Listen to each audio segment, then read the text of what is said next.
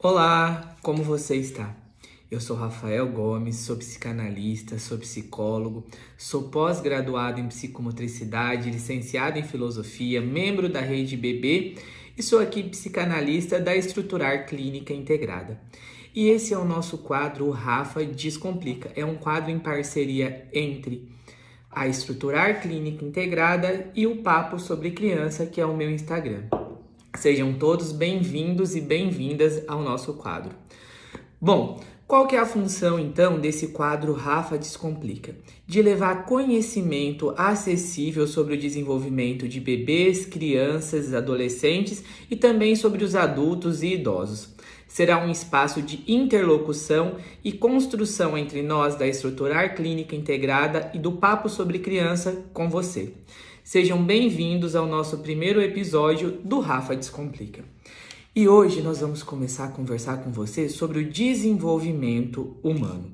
E como o desenvolvimento humano pode se relacionar e se entrelaçar com a psicanálise, já que muitas pessoas pensam que um psicanalista ignora o desenvolvimento humano, ou que ele só trabalha conceitos como fase oral, anal, fálica.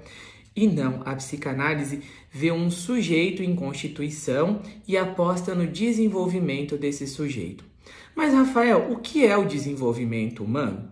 O desenvolvimento humano, enquanto um campo de estudos e uma área da ciência, ele tem como objetivo descrever, compreender, E aí também prever como se dá o desenvolvimento de nós seres humanos, ou seja, desde o início da fecundação entre o óvulo e o espermatozoide até nós atingirmos a nossa maturidade e até quando a gente chega aí na fase final da vida.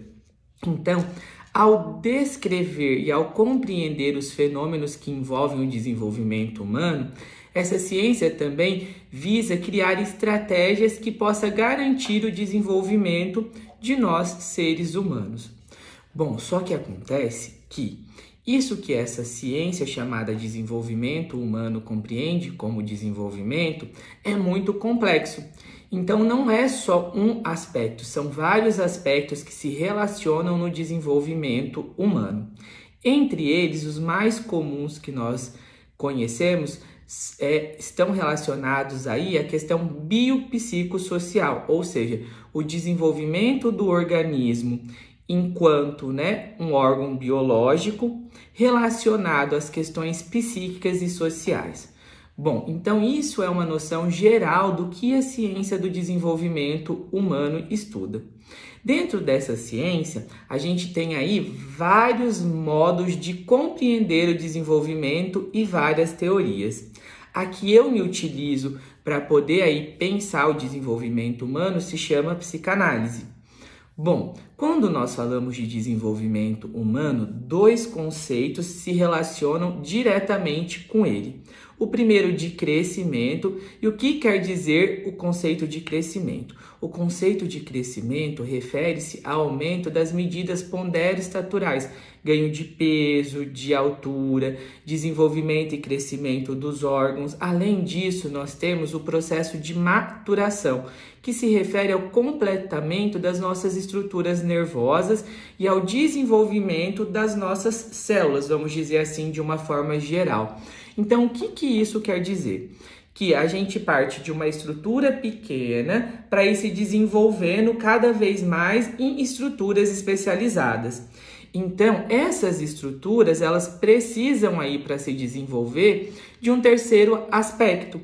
Além de um organismo que suporte esse desenvolvimento, é preciso também que a gente receba os cuidados de alguém que é externo a nós.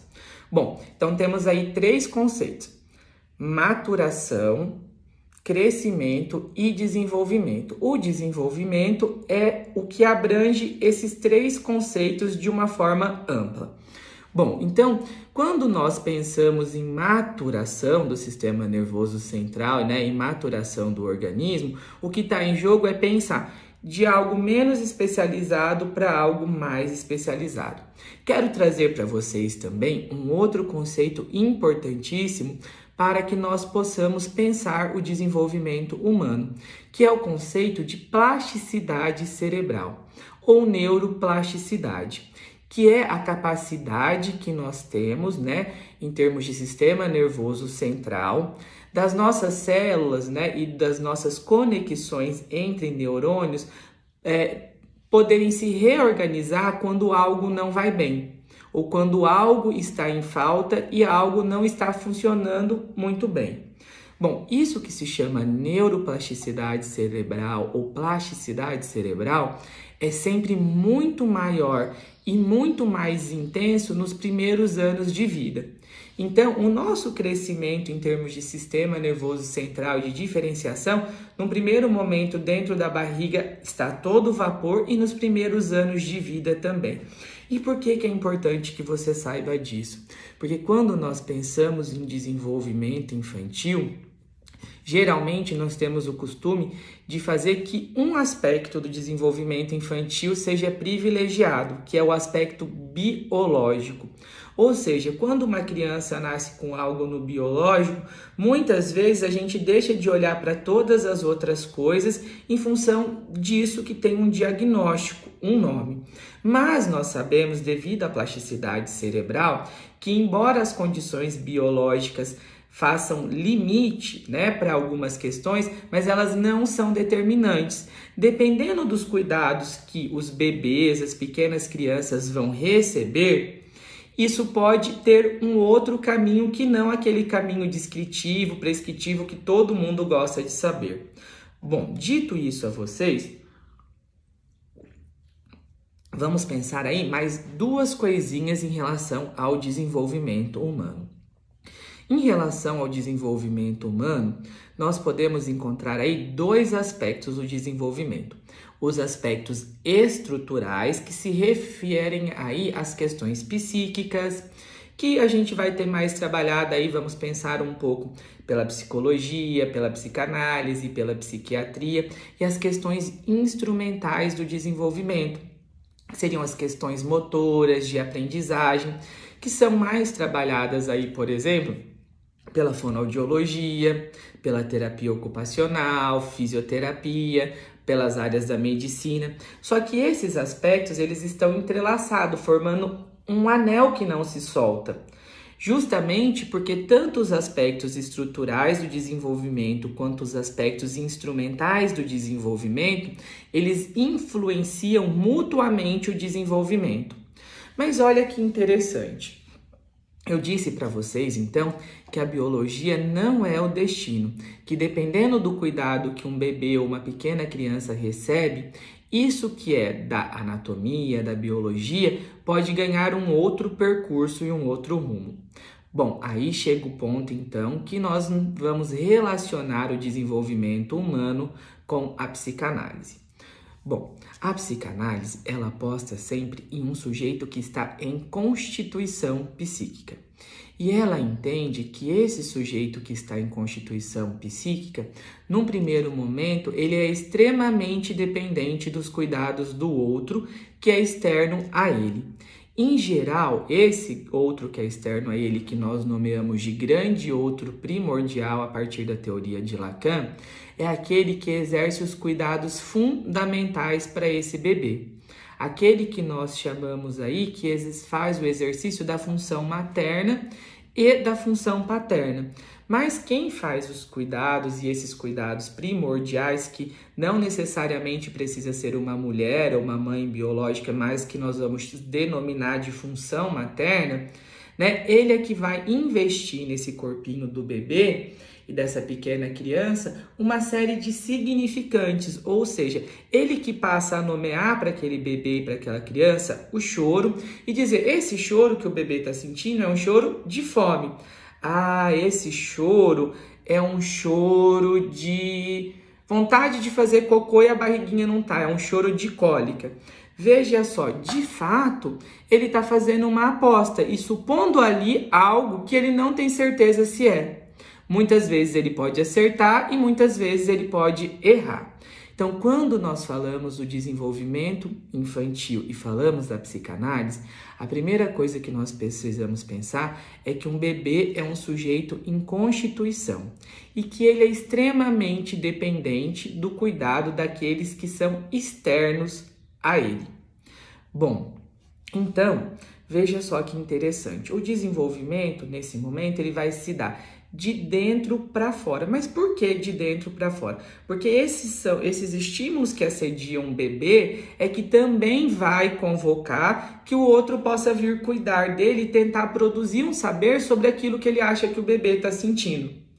Isso é muito interessante de nós podermos pensar. Por quê? Porque na medida em que o bebê chora, né, aquele adulto que está cuidando dele vai tentar descobrir o que está acontecendo com ele e vai investindo nesse corpinho. Então, no primeiro momento, é como se o corpinho do bebê fosse só instinto.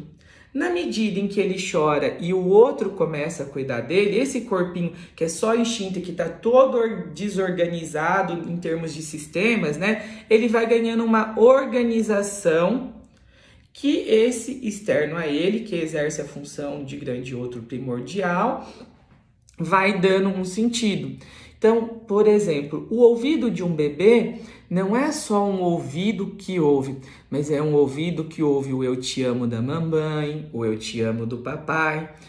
O nariz do bebê não é só um nariz do sistema olfativo, que sente o cheiro, mas é aquele que sente o cheirinho da mamãe, do papai, do irmãozinho, né? O cocô do bebê não é só aquilo que o bebê, né, tá liberando das coisas que ele comeu, mas é um cocô investido de sentido pelos pais. Então os pais se admiram com aquela produção do bebê, né? Muito comum, por exemplo, lembro de um vídeo que um amigo meu que foi pai me mandou uma vez, que ele mostrava o bebezinho dele fazendo xixi na parede, encantado com o tamanho, né, da potência daquele xixi. E era um xixi, né? Mas que ganhava aí um outro sentido e entrava dentro de uma série significante.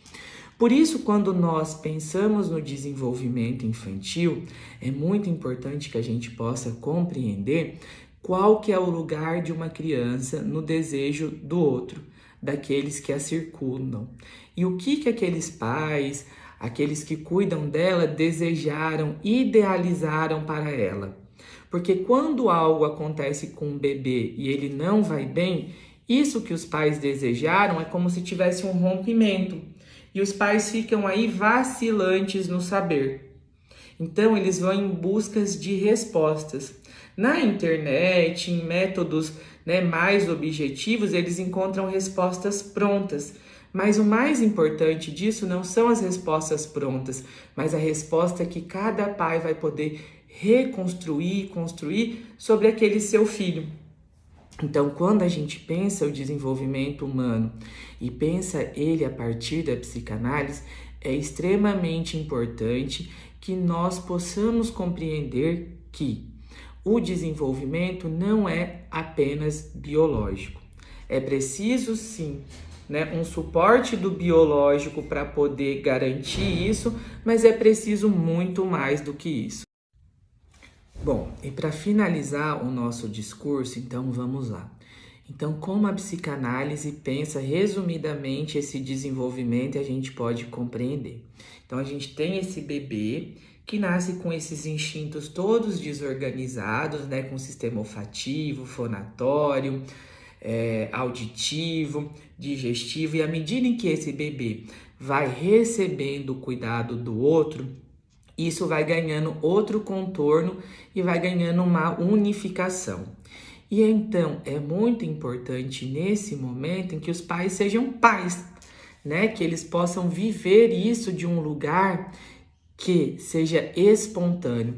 Então, quando nós pensamos o desenvolvimento em psicanálise e pensamos nas intervenções que nós iremos realizar, né, e no percurso de trabalho da nossa clínica, não é de oferecer o estímulo A esperando que a resposta aconteça, mas de, através do brincar espontâneo, da relação pai-bebê, mãe-bebê, cuidador-bebê, que a gente possa proporcionar que isso que a gente chama de aspectos instrumentais do desenvolvimento possa surgir, possa aparecer e ser contemplado, mas levando em consideração que isso precisa ser algo da relação entre eles.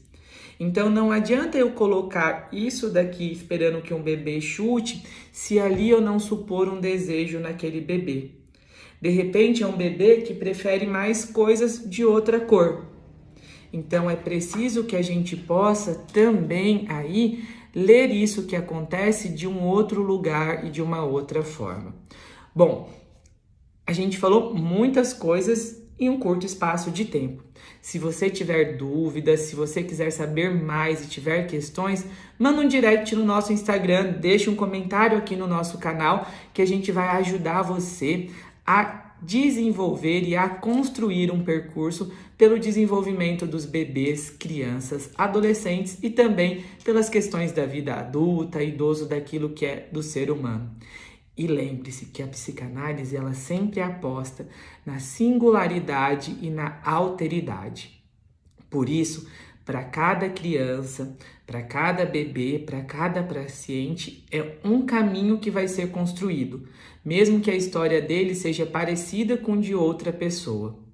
Porque o que está em jogo no desenvolvimento é a aposta num sujeito que está em constituição.